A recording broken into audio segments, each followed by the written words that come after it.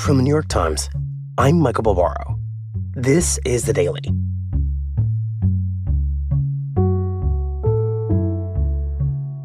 On Wednesday, American officials conceded what's become increasingly clear from investigative reporting by The Times, that the United States military was responsible for the airstrike that destroyed an elementary school in Iran, killing at least 175 people, most of them small children.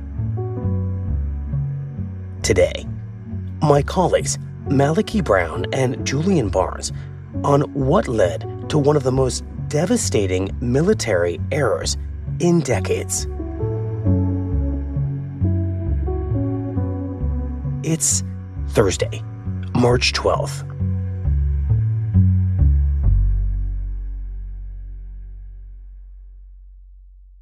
Malachy, it feels like in a very real sense, you were among the first people in the world, perhaps outside the military, to understand that this devastating airstrike was likely carried out by the United States, a determination that has now been confirmed preliminarily by an American military investigation. Well, Michael, I'm not sure about that, but we suspected that something went terribly wrong as soon as we started looking at it. Well, now that this is no longer a suspicion, but something that feels so more or less firm, I want to go back to when this all happened, because the timing of it is important.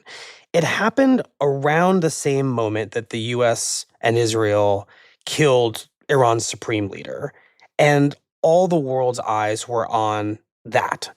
And this other airstrike was more or less in parallel, but getting a lot less attention at first. But once we all realized what had happened, it was shocking. This was an elementary school blown up by a missile, and 175 civilians, mostly children, were killed. So I just want to talk for a moment about the scale of this.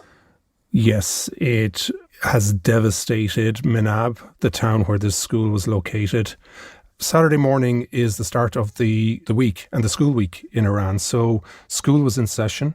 The teachers' union there said that over 260 students were in the school at the time. Well, and most of these kids are aged 7 to 12. And according to health officials and the local governor there, most of them were killed in the strike, along with teachers. And it really is absolutely horrific what has happened. Right. It's kind of hard to fathom just how many lives were affected by this. It's just an enormous tragedy. It's absolutely hard to understand and to put yourself in their position. I mean, Minab is a small town in southern Iran. This has affected the entire community there. Obviously the direct relatives, but just the pictures coming out of there of the streets thronged for the funerals of these children and their teachers are really heartbreaking. You know, there are pictures of mothers throwing themselves over the open coffins of their children as they're saying goodbye to them. Scores of coffins brought on a procession through the streets. You know, people throwing rose petals at them, showering them with sweets. There were thousands of people out there. And of course, that aerial photograph that many listeners may have seen of the freshly dug graves, 100 of them in a plot in a cemetery just 5 miles away from the school. It kind of spoke to the scale of the loss for the community there. Mm-hmm. And whatever happened here, it was clearly one of the most devastating incidents in an American war in decades. Which is why you and a team of people on the visual investigations desk here in our newsroom set about trying to get to the bottom of what happened and why it happened and who was responsible. Can you talk us through what you did from the very beginning to figure that out? Well, the incident was flagged to us by our colleagues on International.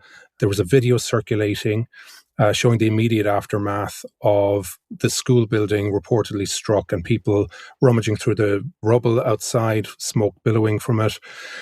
So the first challenge was to verify that the building that we were seeing in videos of the aftermath of the strike was in fact a school, and then where it is. Mm-hmm. In the video, you can see, bright pastel-colored walls with paintings drawn by children.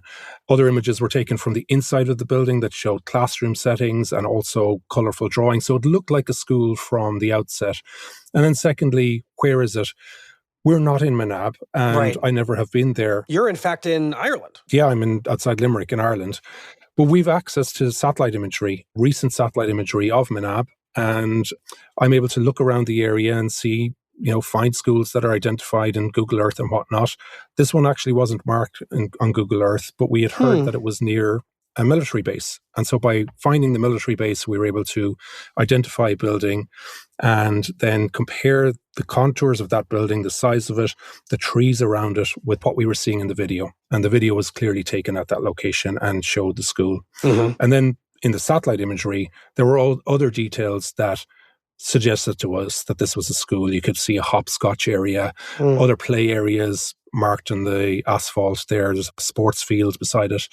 And I suppose one of the things was that, one of the most striking things for us was that around the school, amid the rubble, you could see school books and small little school bags and backpacks and bright shoes of children who attended the school, and then parents rifling through these books to see if it belonged to their loved one. Well, from the images that you're describing, it's quite obviously a school with children actively attending it. And so, in theory, that should be obvious to whoever struck it. And the question is, why wasn't it obvious? Why was it hit, and who did it? That's right. Well, we were also able to determine that it was located beside a naval base of the Islamic Revolutionary Guard Corps, which is Iran's most powerful military. And it was once a part of it. We could see in historic satellite imagery that back in 2013, the building that the school was in was once encompassed within that broader rectangular military base. Yeah, and then by 2016, it was walled off. The area was cleared, watchtowers were removed, public entrances were opened into it, and the ground was cleared for playing areas. It was painted all these bright colours, so it had become, it looked like a school and definitely was used for civilian purposes. But it was sitting right beside a military site, and they were being targeted in these early hours of the war on Iran.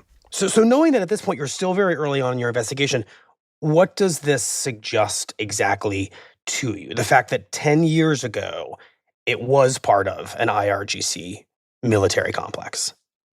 It suggested that this might be a massive intelligence failure and somebody identified a school as being a legitimate military target, because we could see from other videos that we also verified that buildings inside in the base had been hit. And by timelining out all of those reports, we knew that the school and the base were hit around the same time. So it looked like that opening wave of attacks mistakenly hit the school alongside the military targets in the base. Just to get this out of the way, did anything suggest that even if this has been a school for the past 10 years, that the IRGC was using any part of the building as a military facility? No, there was no evidence of any military function in that school compound. So then how do you go about determining which one of the combatants in this conflict strikes this quite clearly school? Because it feels like there's two obvious candidates, the United States or Israel. But of course, I'm guessing you can't entirely discount the possibility, because this has happened in previous Middle Eastern conflicts and all conflicts, that perhaps Iran itself may have misfired and been responsible for this. Absolutely. That was a possibility in the early stages of the investigation. And part of it was trying to identify what was hit in the base, how it was hit. Were these precise strikes? Were there craters littering the base? We couldn't look inside it, and it's not open to the public. And so there were no videos emerging from there, but we have access to satellite imagery providers. And so we ordered a high resolution image that would give us a look inside the base and see what damage was wrought and how. And what did that reveal? So it showed that several buildings had been destroyed very tidily by precise strikes.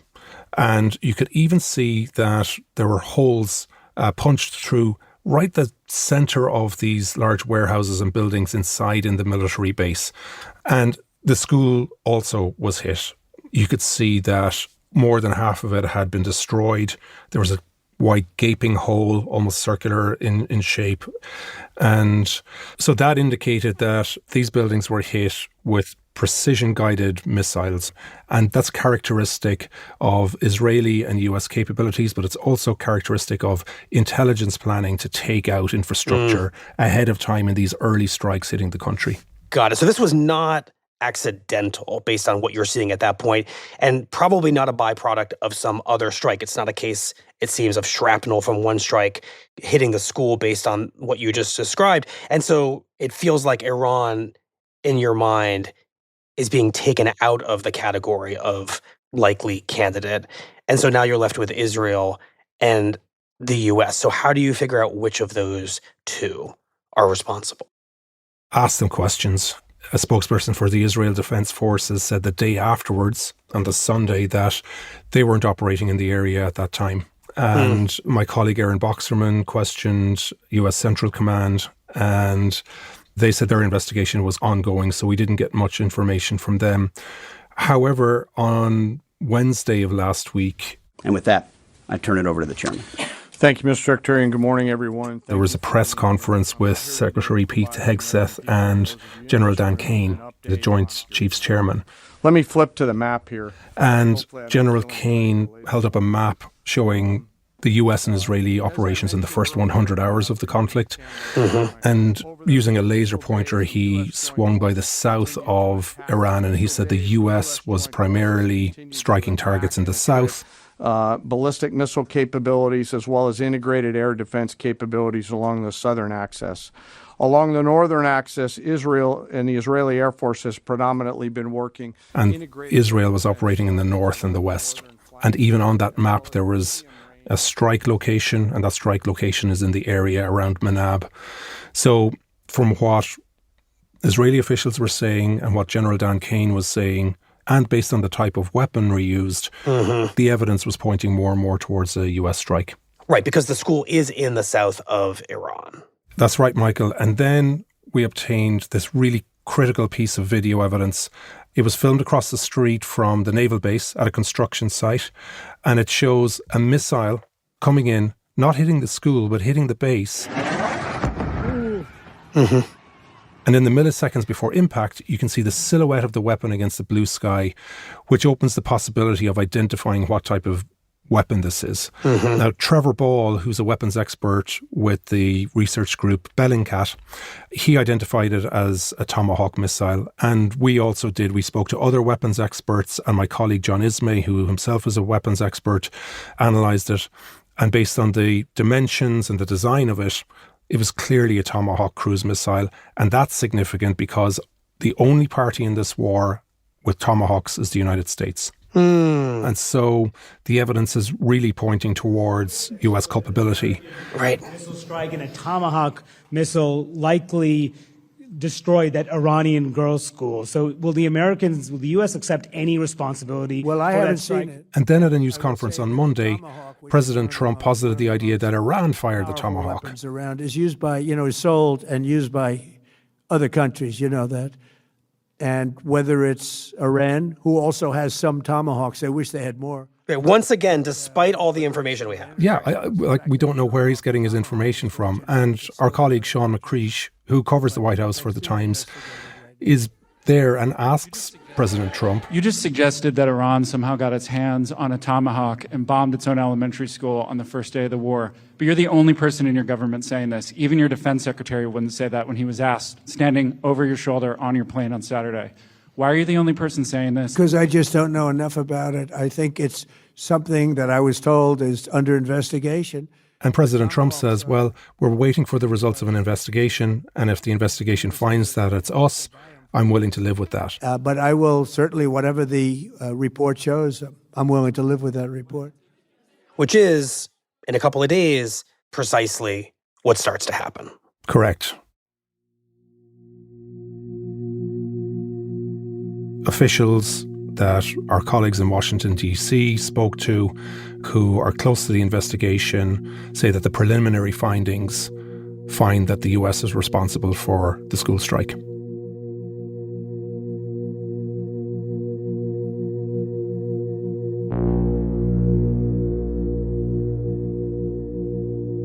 Well, Malachy, thank you very much. We appreciate it. Thanks, Michael. After the break, my colleague, Julian Barnes, on exactly what the U.S. government investigation has found. We'll be right back.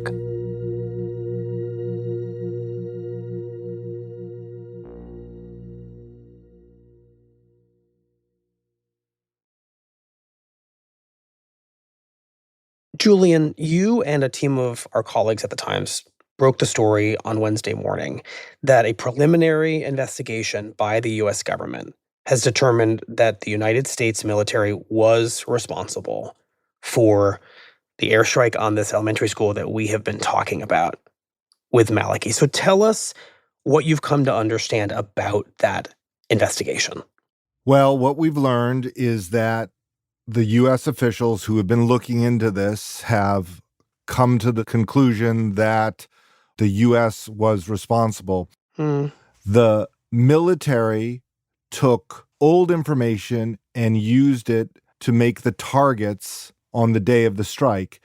And they did not update the data. They did not verify it and realize what we've all come to know now, that this became a school a decade or more ago. Right. And 10 years is a very long time ago. So you're suggesting that whether it was maps or coordinates, what exactly was it that they were using that was this outdated?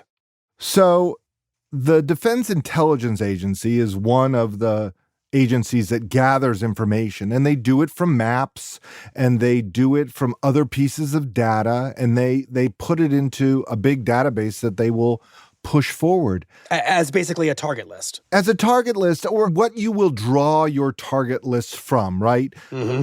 Making a target is a complicated process. And that's the next stage of the military investigation, to figure out, did the verification not take place? Did it fail to reveal the truth? Where did that process break down? Because there's old data that's entered all the time, and there are safety nets that are meant to catch it. But they didn't catch it in this place. I do think we should linger for a moment on how seemingly straightforward verification would have been. And I say that because our colleague Malachy used commercially available satellite photos to determine that this was a school. And that's not to mention the fact that the U.S. has drones and planes capable of monitoring a place like a school from very far away and determining, even if the original data was 10 years old, who's coming in and out of a building. And that work might not have taken very long. And so it gets hard to understand how the U.S. military could only be reliant on 10-year-old data without doing any of the very simple forms of follow-up that would have shown that it was out of date. The system for picking targets and verifying targets is very complex. There is supposed to be a double check. There is supposed to be a triple check. You get data from the Defense Intelligence Agency. You cross-check it with satellite imagery from the National Geospatial Intelligence Agency, the people who look at the satellite pictures. You have all kinds of computer programs that are supposed to help you, the analyst, do this. You have AI that's supposed to review it. You have your own expertise. And then the intelligence officer is supposed to take it and then give it to the operations officer, who is hopefully doing a last check that it is what they say it is. There are levels built into the system that are supposed to catch this. But we are in an era when they want the military to move fast. They want the military to be willing to break things. And the system of checks broke down. We do not fully know how and when, but the bottom line is 10-year-old data was used, and it resulted in a catastrophe. I want to zero in on something you said, because it does feel important. We now have a defense secretary in Pete Hegseth who routinely talks about how cumbersome old processes were, is dismissive of the old rules and very focused on lethality. I mean, he literally said, no more rules of engagement.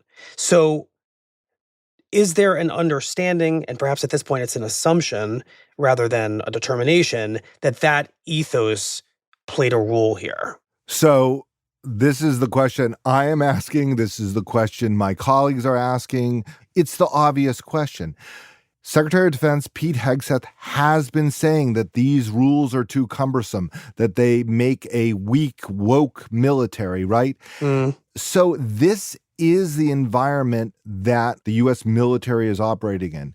That said, we do not have reporting that the elimination of the civilian casualty rules played a part here. Right. I'm curious, Julian, what you think, based on your many years covering these kinds of incidents, what accountability might look like in a case like this. Do you think that it's likely anyone will be fired for this? Will there be any effort to hold individuals or an entire chain of command responsible? Will there be any effort to compensate the families of those killed? I mean, compensation is a very inadequate word given that we're talking about small children who were killed. But what do you think happens as a result of this? In a different administration, this would have been handled in the complete opposite way, right? We would be having a president not blaming the opponent. We would not have a president rushing to judgment. And then you'd have the U.S. looking to potentially make an apology, potentially to do compensation to the families. In Afghanistan, there was regular compensation when civilians were wrongly targeted or when there was a civilian casualty in an otherwise correct military operation. But this is a very different administration. They do not like to apologize. This is not the kind of thing that gets you fired. On the other hand, we still have a professional military. They operate under ethos. They do investigations. And so there will be a measure of lessons learned, accountability. The military will try to prevent this from happening again. What we know is that President Trump, in response to a question from our colleague Sean McCreesh, said that he would go along with the findings of this investigation. And so I'm curious what, if anything, he or the White House has said about what you have all learned this investigation preliminarily has found. Well, Carolyn Leavitt, the press secretary, in her statement to us, emphasized that these are preliminary findings. But later in the day, Day 11. And as President Trump was walking to Marine One, he stopped to talk to the reporters there, and one of them shouted out a question about our story. A new report says that the military investigation has found that the United States struck the school in Iran. As Commander-in-Chief, you take responsibility for that. that is what? You could see him take a step back, I don't know about and then he said, I don't know about that. It was a kind of a distancing from the story. So I don't know if we can expect Donald Trump to engage with these findings or the final military investigation. It is an uncomfortable subject. It is not the kind of example of winning that he wants to talk about. Julian, you had mentioned a few moments ago Afghanistan. And the reality is that what happened here, the idea that the U.S. would make a mistake and that it would kill civilians, it's not a new phenomenon. We talk about it a lot on the show. War right now, as the United States largely conducts it, is from the air. And it's through drones or warships firing missiles from very far away, which is what we think happened in the case of this school. And the idea is that it insulates American soldiers from harm that would come from being on the ground. But the risks are now very plain. And we somewhat regularly, as a military, kill civilians because we aren't close enough to the targets to understand who's there. That was especially true a few years back, and we did an episode about it, when the U.S. military killed a man in Afghanistan who we believed was a suspect of an attack when in fact he was an aid worker and we killed 9 members of his family, including his 7 children. Is this form of modern American warfare just going to be far more error prone? No matter what war you're in, there are going to be errors. There are going to be human errors. There are going to be machine errors. You can't get away from mistakes in warfare. But what you say is true, right? If this was a different kind of war, we would have had a spotter on the ground. They are that ultimate check. And that person would have said, wait, there are school children here. There are playgrounds here. This is not the right target. And when you are at a remove, hundreds of miles away, firing Tomahawk missiles, making orders from half a world away in Tampa, Florida, like you are at a remove from the battlefield. And that does create an opportunity for these kind of errors. Just to end our conversation here, Julian, it is very hard to say what will ultimately define any war, and we are now a week and a half into this one. A lot could happen, but it feels like a mistake of this magnitude with the death of so many innocent children feels like it will be remembered on all sides as a signature moment of this war. How do you think that this mistake, this tragedy, this killing of all of these children at this elementary school in the early hours of this war is going to be remembered? When you think about this war, you know that no matter what policy goals are achieved in this war, the death of the supreme leader, the weakening of the Iranian regime, or the elimination potentially of its nuclear program, whatever is to come, this war is still going to be remembered, defined by this mistake as well. It's too big an error. It's too big a tragedy. And if we think back on other American wars, we do think of the things that go wrong, right? If we go back to Vietnam, we think of the My Lai massacre. We think of the use of napalm that killed children. If we go to the Iraq War, we think of Abu Ghraib and the abuse of prisoners there. We think of that terrible military mistake and the consequences it had.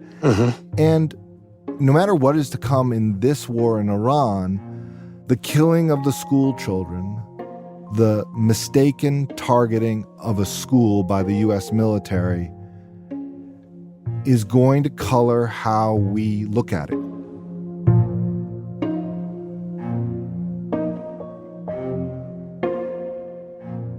Well, Julian, I appreciate your time. Thank you. Thank you.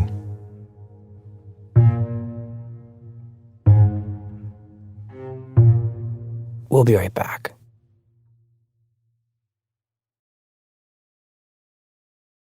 Here's what else you need to know today. On the 12th day of the war, Israel's bombardment of Lebanon intensified. Israel's attacks aimed at Hezbollah, which has fired rockets into Israel in support of Iran, has killed more than 600 people and displaced more than 800,000, according to Lebanese officials.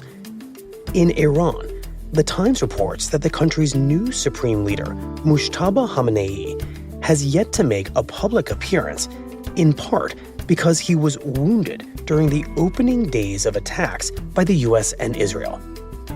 Meanwhile, with the Strait of Hormuz still closed to most shipping, oil prices rose again on Wednesday. That was despite a pledge by the 32 countries of the International Energy Agency to release 400 million barrels of oil from their strategic reserve. It was the largest release in the agency's history.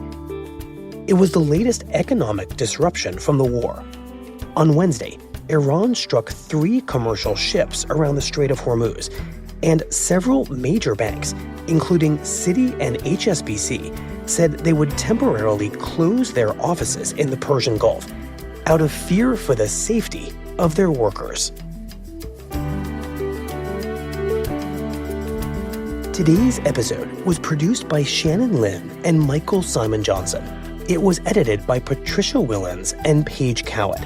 Contains music by Rowan Evisto and Sophia Landman.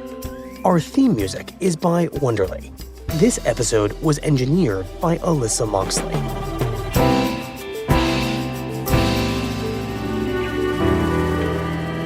That's it for the Daily.